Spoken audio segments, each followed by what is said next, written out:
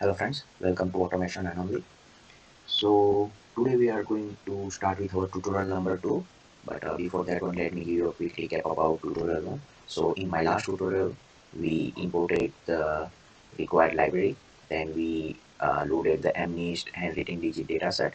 After that we check the shape of the dataset, and with the asset function we check the size and shape of the dataset. After that we plotted our data, so this is our handwritten digit data sets. After that, we check the distribution of data sets over number of classes.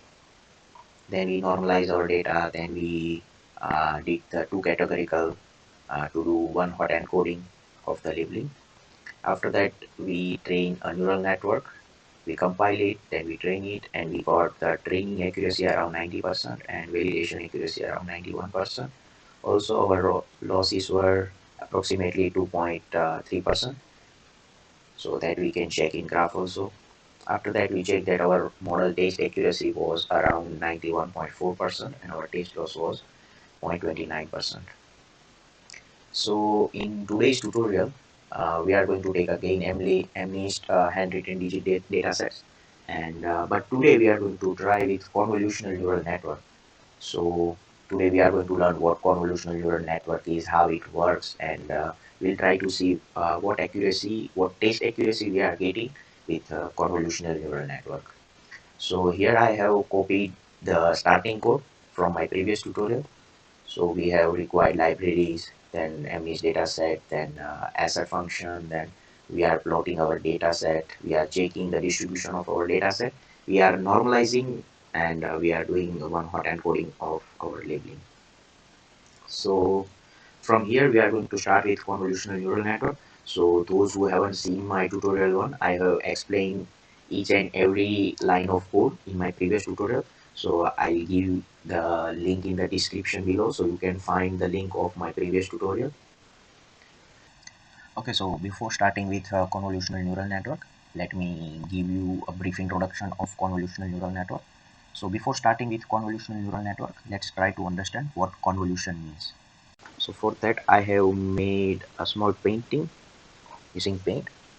So this is my input image, this is my filter, and this is going to be my resulting image, and this sign stands for convolution. So this is not a multiplication sign, as you can see. Don't understand this as a multiplication sign, this is a convolution sign. So in math we have convolution. So we'll not go into math, but we'll try to go in the in-depth concept of convolution. So this is my input image, and for our simplicity, I'm considering my image to be normalized. What I mean is we normalize our input image, so we are changing our range from 0 to 255 to 0 to 1, and 0 means it's a black and 255 means it's white. So here I'm doing normalization, so my 1 is going to be my white. Okay, so this part is all black and this part is all white, that's why I have changed the color so you guys can understand. So here I'm having some sort of edge because my pixel intensity is varying drastically, it's changing from 0 to 1, and this is my horizontal filter. So this is my horizontal filter. So this is a filter. Remember in my first tutorial of OpenCV, we tried to see the Gaussian filter and then we implemented the Kenny edge detection. So this is the same concept. So this is my horizontal filter, means it is going to check my all the horizontal change in the image. Okay, so this convolution. So what convolution do is, let me change the color and let's start. So this is my 3 by 3 filter and my input image is having shape of 6 by 6. So what this will do is, this will sit on top of my input image. As this is having shape of 3 by 3, it will sit on first 3 by 3 pixels of my input image. Then what it will do, it will multiply each element of input image with its element of my filter, meaning this 0 is going to multiply with 1, this 0 is going to multiply with 2, this 0 is multiply with this one, likewise it will go. Okay, so in the first 4 shift, this is my second shift, and it is going to shift in one step at a time. First it will go horizontally, after it will go vertically. So in my last one also I will get 0. That's how I'm getting all these 4 0. After that, let's take yellow color. Okay, so now I have moved. After finishing to my this horizontal, I will shift one cell down in my vertical direction. So now I come to this cell. Okay, so now what is doing is, now the first 0 is going to multiply with 1. So 0 into 1 plus 0 into 2 plus 0 into 1. Then again all these 3 0, the middle one is going to multiply with these zeros. So in result I will get 0 only. So I am writing down 0 plus 0 plus 0. Now I have come to this location. So this is my 1 and this is my minus 1.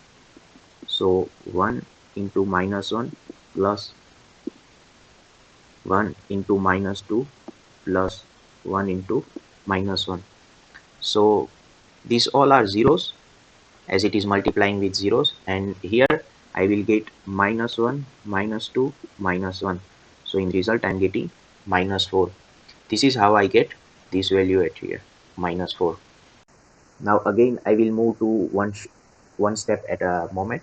So again I will get this minus 4, then likewise it will do, again I will get this minus 4. After that,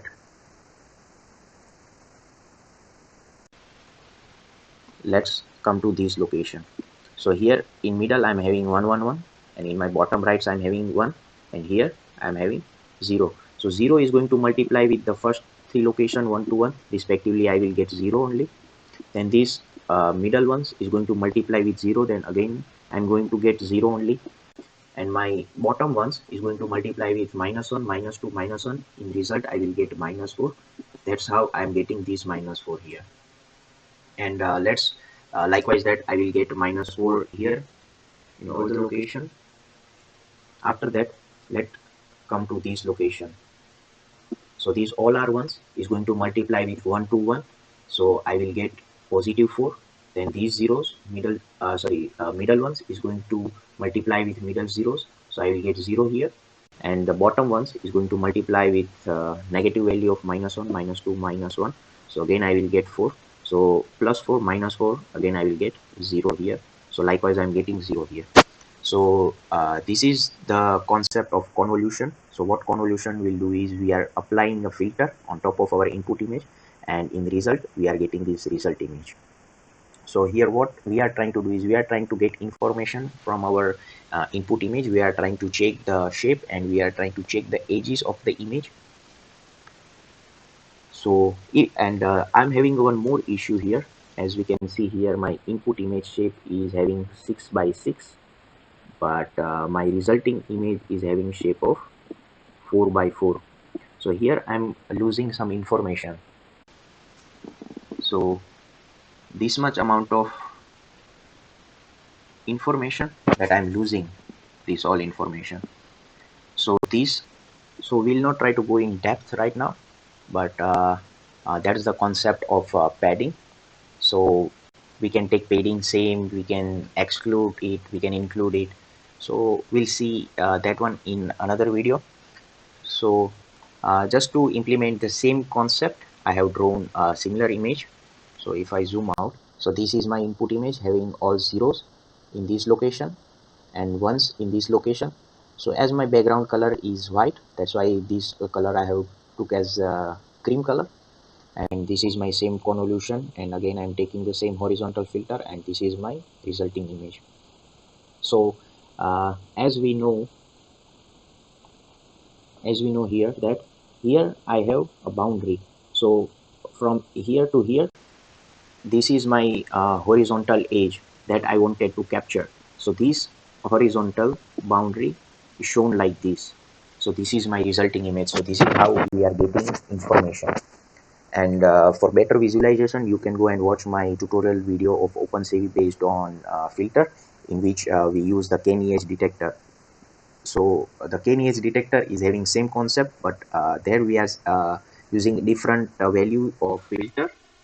That's why we are getting the more edges, not just we are getting the horizontal one. So right now I got the horizontal only.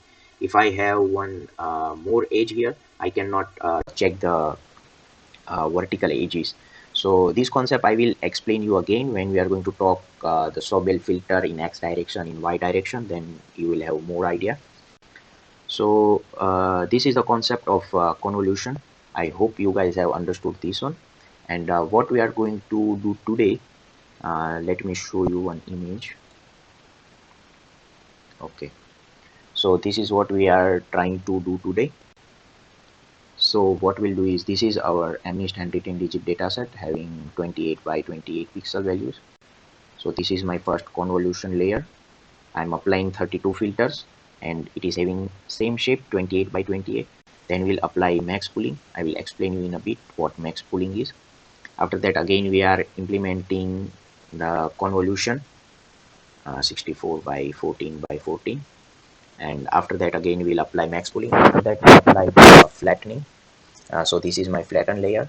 So in my last tutorial I have explained what flatten do is.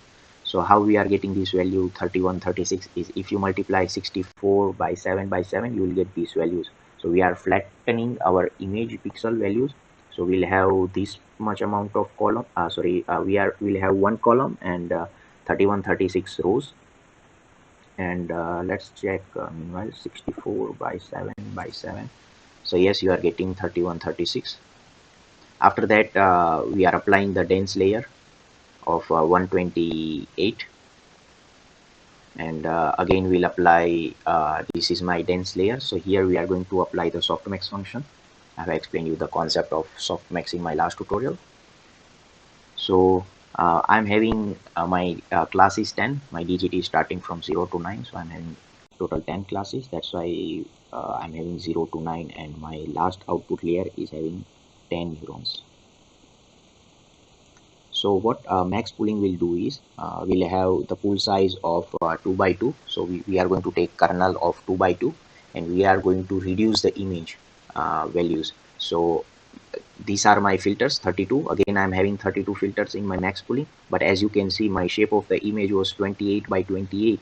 Now it is being reduced to 14 by 14. Because with the max pooling, what we are doing is we are trying to reduce the pixel size of the image, so that when we are going to make our own dog and cat classifier, at that time we'll see that, for example, if my input image is having shape of 300 by 200, and at that time my image is will be in RGB, because it is going to be my colored image. So my depth is going to be by 3. So 300 by 200 by 3. So right now I'm having 28 by 28, so it is easy for neural network to get trained. But when we'll have more values like 300 by 200 by 3, and 3 stands for colored image, RGB, at that time we'll have difficulty, because we are not having GPUs and TPUs. We are right now implementing on our CPU, so it takes more computational power. So that's why we are trying to reduce the size of this image. So in my output side I'm having 64 by 7 by 4, but still I'm having 31, 36. If just imagine if I don't reduce this value, uh, so what I mean is, if I take 32 by 28 by 28 means 25,000, uh, around 25,000. So I'll get 25,000 here, then I have to reduce it, so my number of parameter will increase. So that's why we are taking the max pooling layer here. So if you guys have understood very well, so let's jump in and try to implement this in our code. So let's do it. So first of all, we have to import the required libraries. So now we have to import the required layer. So as we have seen here, first of all we need convolution. After that we need max pooling, we need flatten, and we need dense layers. So I have dense and flatten from my last tutorial. So let's import convolution. So this is the way how we write down the name of the this library. Just make sure, if you don't know, and if you are using the Jupyter notebook, you can press Shift tab, and it will suggest you. the name of the required libraries and the functions, so you can choose the required one. So let's take max pooling 2D. Okay, so again we'll take our sequential model, and in my last tutorial we added the different layers by using the add function, but there is one more way that instead of adding the layers outside, we can directly write inside the sequential model itself. So this is another way. So it depends on you which way you like. So in this one I'm going to show you another way. So we need first of all convolutional.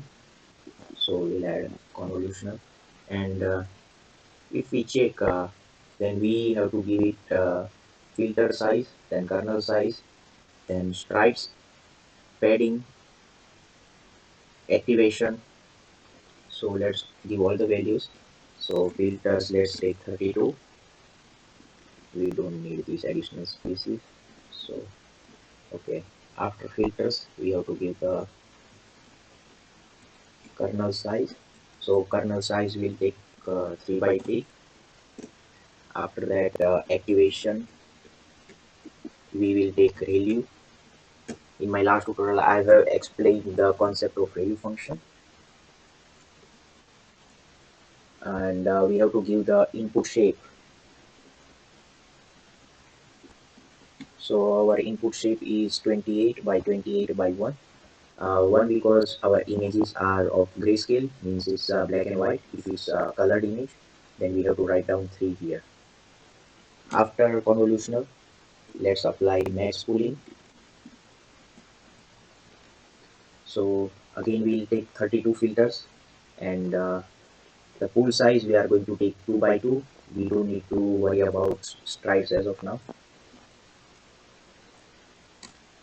After 32 filters, we'll try to construct the same architecture of this one.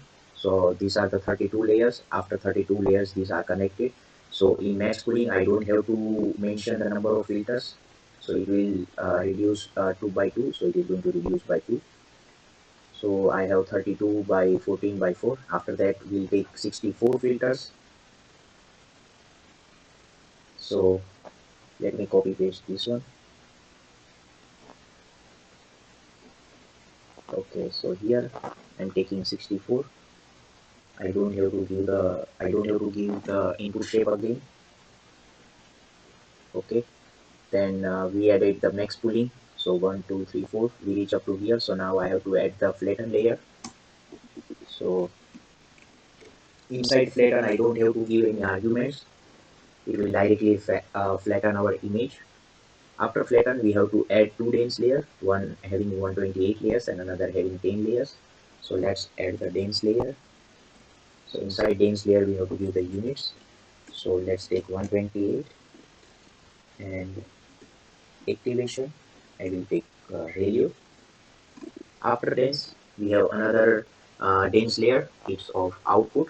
So this is my input layer, this is my convolutional, this is my max pooling, this is again convolutional, again max pooling. After that I have flatten layer, I have dense layer, and this is my output dense layer. So dense layer units I will have number of classes, so I will simply copy paste this one, and here I have to take softmax. Again I have explained the importance of softmax activation function in my previous tutorial. So if you are having still doubt, you can go back and refer to my tutorial number 1. And still if you are having doubt with any other difficulties, you can always ask me. So let's run this one. Here okay, I have to give the inverted comma. I forgot. Okay,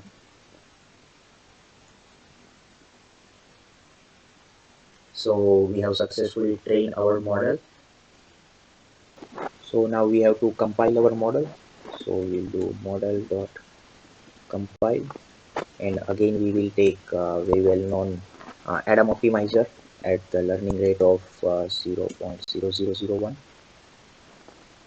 Then we have to give the loss. So loss will take categorical cross entropy.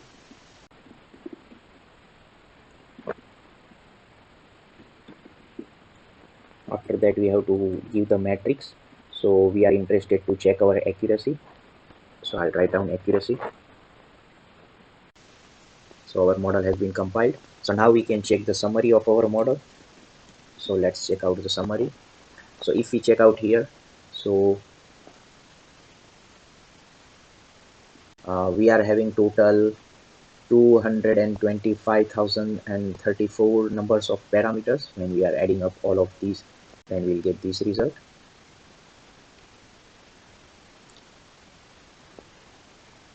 So now let's train our model. So model dot fit. So here we have to give x train y train. So x train and y train, then verbose we will take 1 because we are interested to see the model accuracy while it's training. Let's give some space for better visualization. After that we have to give the number of epochs.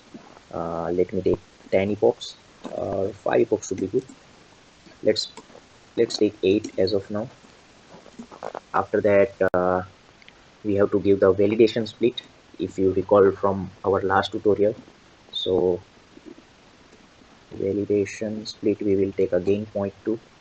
So let me go here and show you, and let's try to implement the same thing. So verbose is 1, validation split I will change my epoch to 6 and shuffle. So let me change this back to 6 and shuffle. So we are shuffling our data sets. So the order of our data set will be changed during each epoch, and we can store these values in a variable. So let's create a variable and let's train our neural network, and it gives us error. Okay, so the error is the shape, I think. Okay, so let's check the shape of our x string dot shape. Okay, so our shape is 60,000 by 28 by 28, but here we are taking 28 by 28 by 1. So we have to reshape this one. So that's why we are having error, because the shape is not matching. So let's do one thing. Yes, I think we have forgot to do it. So here I will add one column, and we will take height equal to 28 and width also equal to 28, and our x train is equal to x train dot reshape. So the first value we will take as it is, then we will take height, width, and one channel for black and white. So why I am taking x train 0? Because the number of images I don't want to mess up with it. So if I take x train dot shape, so here I'm getting 60,000. So the number of the images I want to take same, then again 28 I'm taking same, and here I'm adding 1 for black and white image. So same we'll do with x test. So x test dot reshape.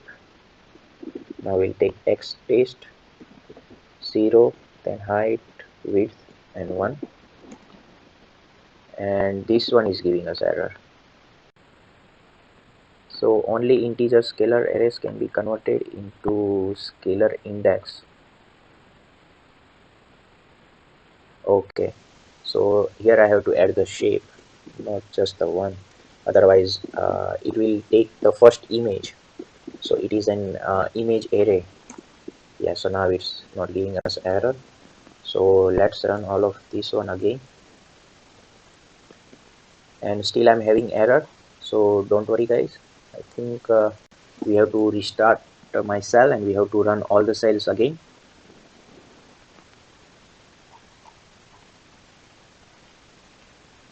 Okay.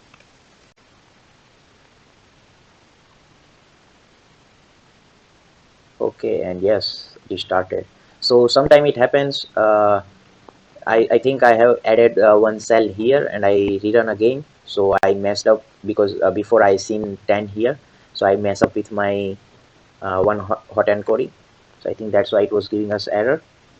So now our neural network has been started to run. Not just a neural network. Right now we have taken the convolutional neural network. And since it's running, instead of stopping my recording here, let me explain you one small concept of the parameters. So as we can see here, my input image shape is 28 by 28 by 1, which we just converted here right now. So after this one, now we'll have 28 by 28 by 1. So same is our input shape here. But here I'm seeing 26 by 26 by 32. So 32 is the number of filters here. So these are the number of filters, 32. But my input image shape is 28 by 28. Then why it's 26 by 26 here? So let me take you to our paint. So you see this one, my input image is size of 6 by 6, and when I apply filter of 3 by 3, I am getting 4 by 4. So I am getting 2 by 2 pixel. I'm losing it. This black periphery, this one. So this is I'm losing. So this is the same concept. That's why instead of 28, I'm having 26 here. And when I apply max pooling, it reduced by 2. That's why I'm having 13 here, 26 by 2, 13. After I will take this 13 by 13 image and I will apply to my next convolutional layer, which is convolutional layer number 2. In that one, I'm having 64 layers, I mean filters. So I'm having 64 filters. And again, as I have taken the kernel size 3 by 3, so I'm getting 11. So 13 minus 2, 11 I'm having. And if I divide this by 2, then I will get 5 here. And this is how it is constructed, and this is the photo I found from internet, and this is the same thing we are trying to apply in our code here right now. So as we can see here, our first epoch accuracy was approx 89%, and our validation accuracy started from 95. So it is really good. And I will stop my recording now, and I will resume at the end of my sixth epoch. So see you guys soon. Yeah, okay, friends. So after my sixth epoch, I'm getting my training accuracy around 0.98, I mean 98%, and my validation accuracy is about 98%. So this is really good. And as we can see, our loss was around 0.42, and at the end of sixth epoch, I'm having 0.04. And for my validation loss, it started from 0.14 and it reached up to 0.05. So I think this is a really good uh, accuracy that I'm having 98% in my training and my validation data set. So let's plot our data. So uh, plt.plot h.history. So we are interested in accuracy, and I will copy paste this one, and instead of, we will write down validation accuracy. Also we will take region. So first we will take accuracy, and then we will take validation accuracy. Let's give us title. So title is going to be accuracy, and my X label will be epochs, number of epochs. So I'll just simply take epochs, and in the end plt.show. So let's see our plot. Okay, so let me do the fixed size.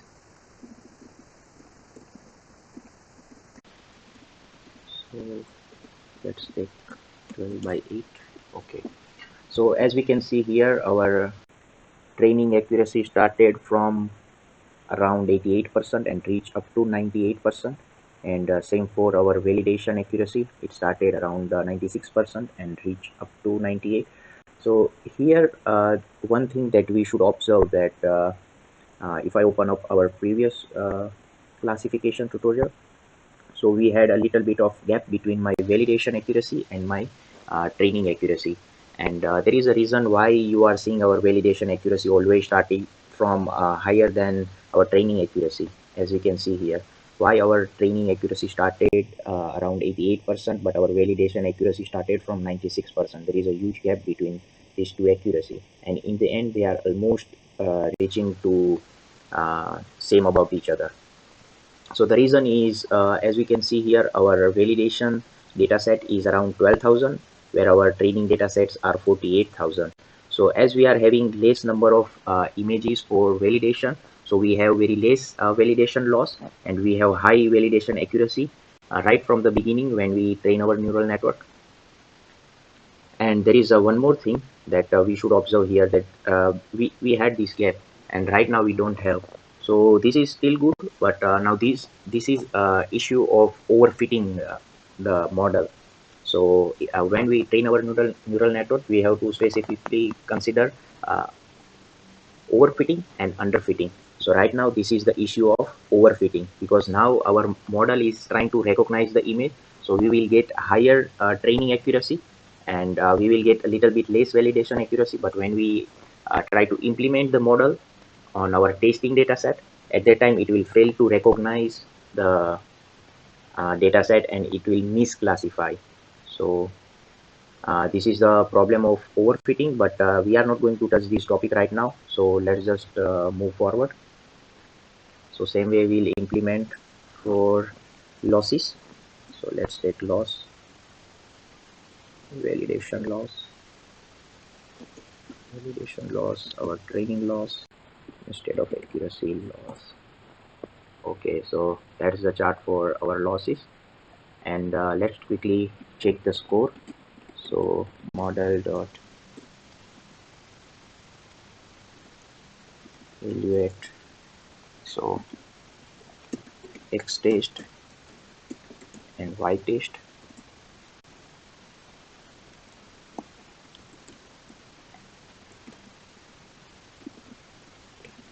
Test, first of all let's write down test loss is,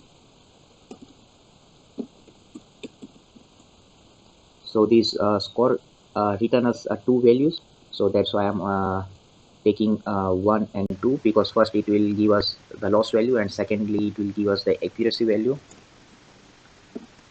So test accuracy is 1, and let's take the round of our score value, and we'll round by 3 digits.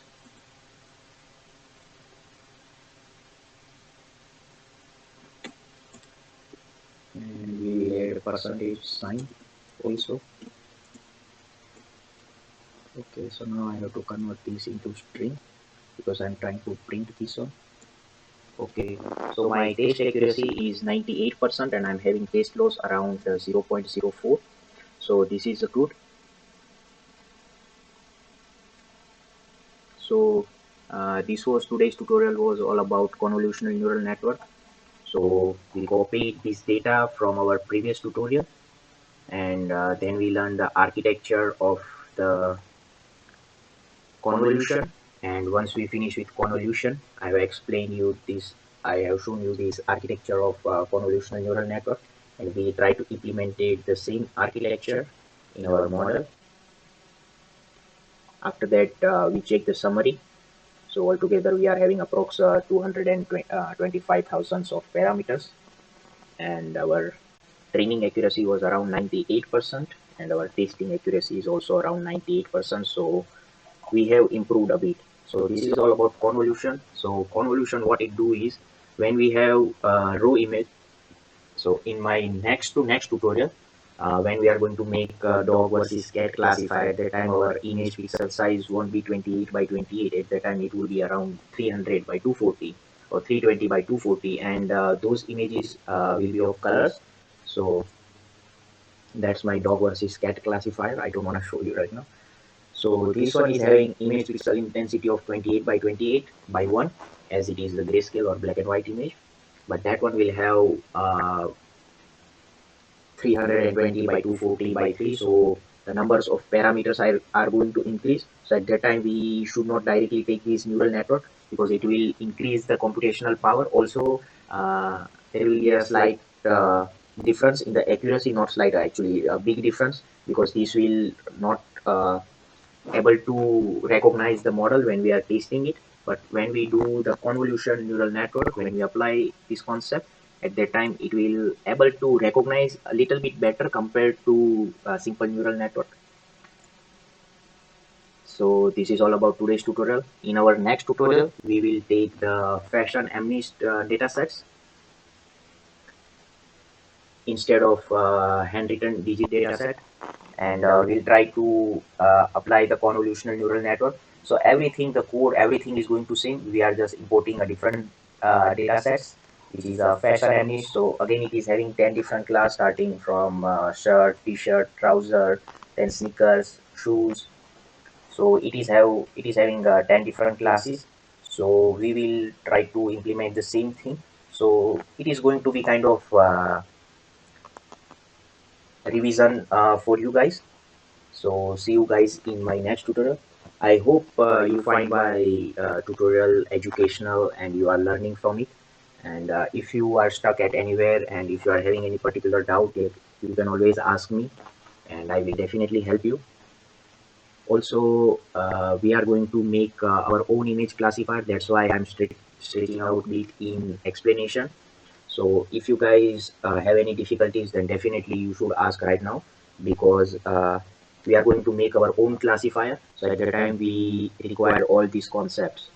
So that's why I'm explaining each and every concept, and I'm taking time and I'm taking to implement on paint so you can understand better. So see you guys next time. Until then, enjoy, watch my tutorial, subscribe to the channel, and if you like this tutorial, then please give us a big thumbs up, and see you guys next time. Stay safe, stay healthy with automation and only.